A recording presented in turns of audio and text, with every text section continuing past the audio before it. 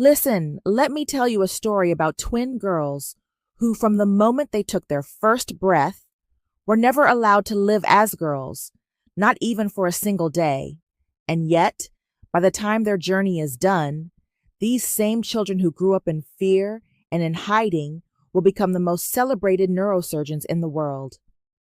In a small village, there lived the Okano family, a family bound to a cruel and ancient belief that only boys were blessings from God, while girls were curses that brought shame, misfortune, and disgrace upon the household, so that any woman who gave birth to a daughter was given only two brutal choices: either hand the baby over immediately, never to see her again, or refuse and be whipped 30 times before the whole family, and then thrown out of the house with the unwanted child, losing her home, her husband, and her honor in a single day. Chief Okono had grown up inside this darkness.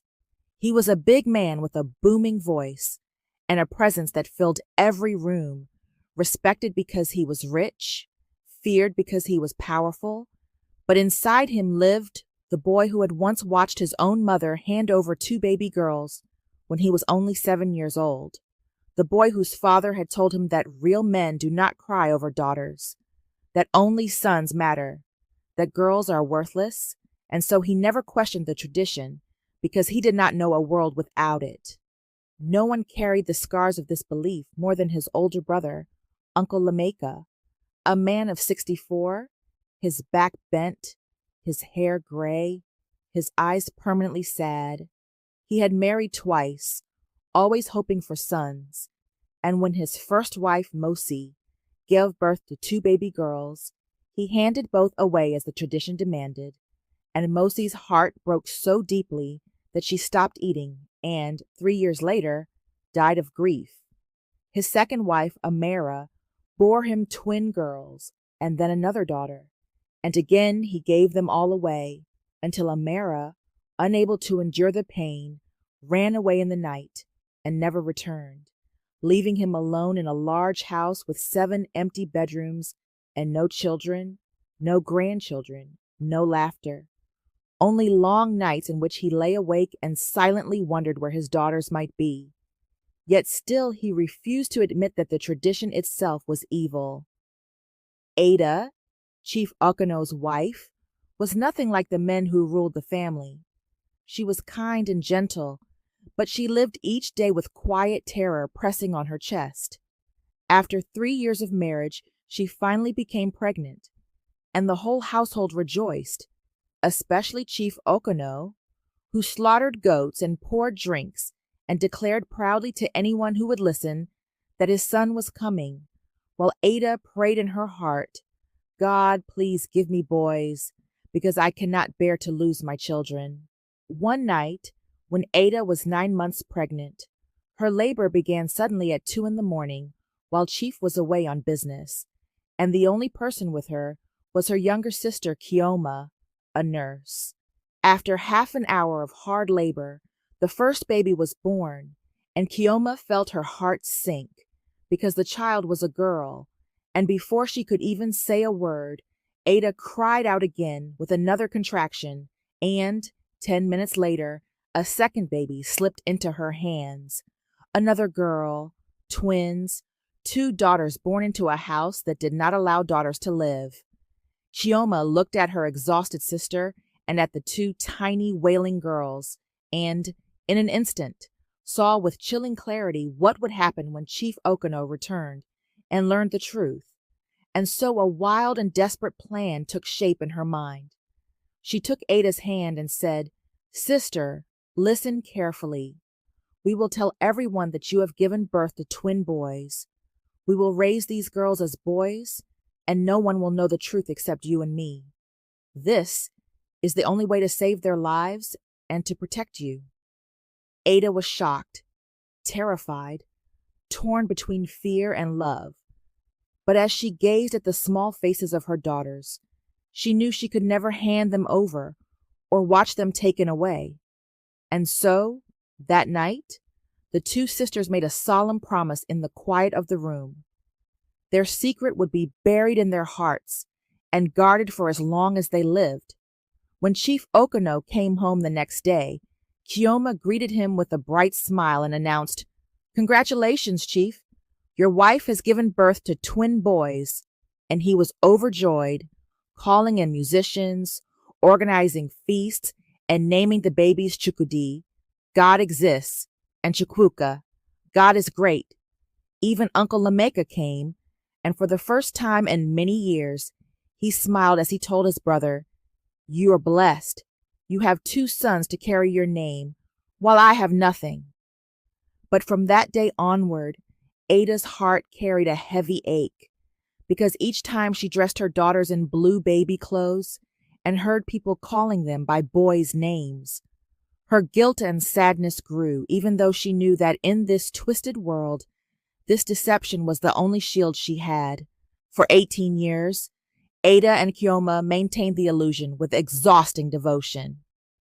The twins learned to walk with heavy, confident steps, to speak in voices deeper than their own, to hide every softness and every tear.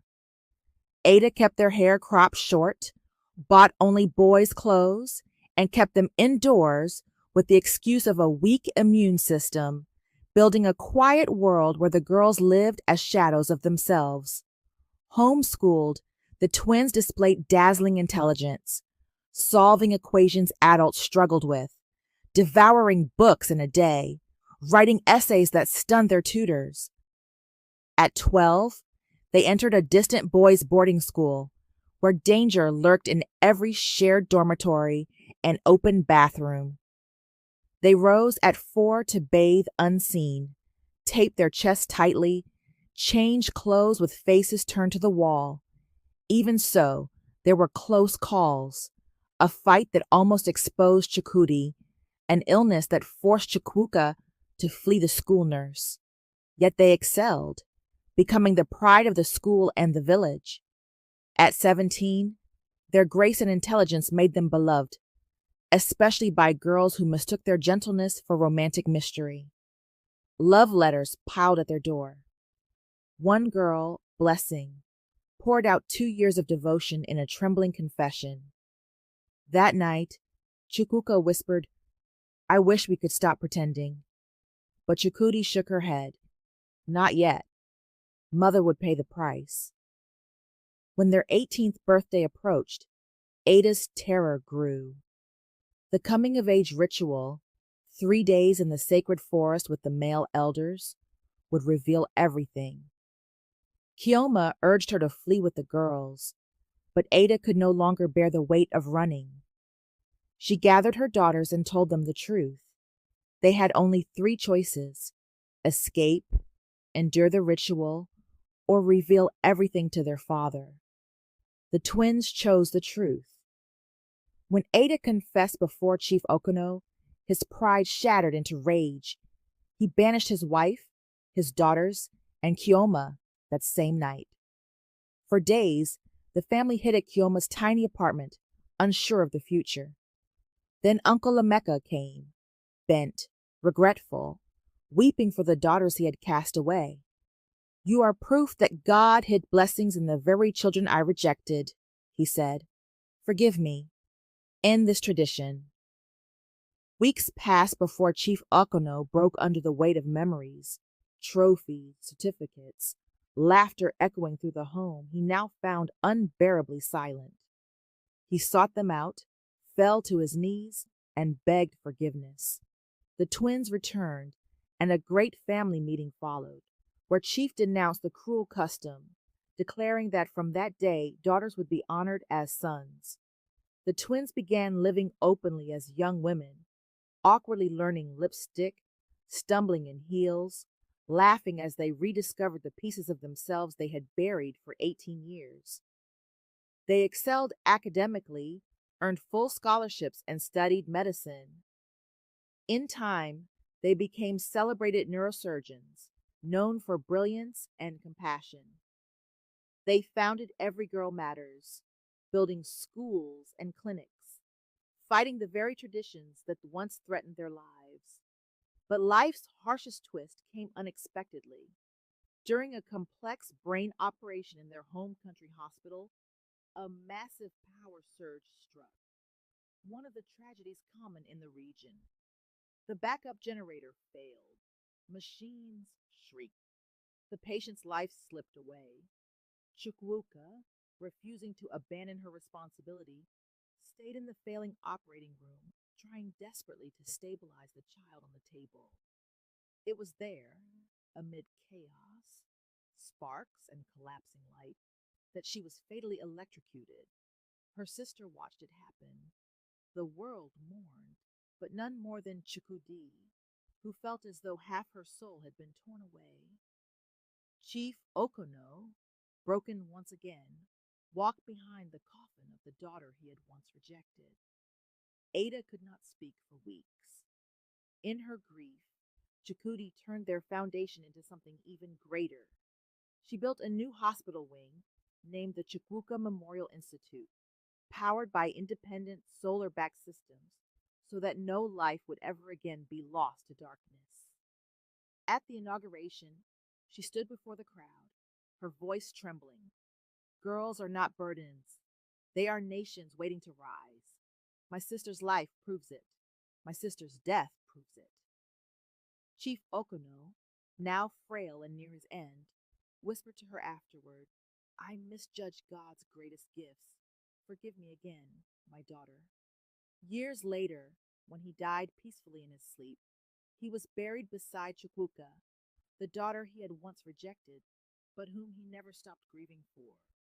Today, the story of the Okono twins, one living, one gone, is carried across the world, teaching that courage is born in secrecy, that sacrifice can bloom into greatness, and that a single family's awakening can become the spark that changes 1,000 others.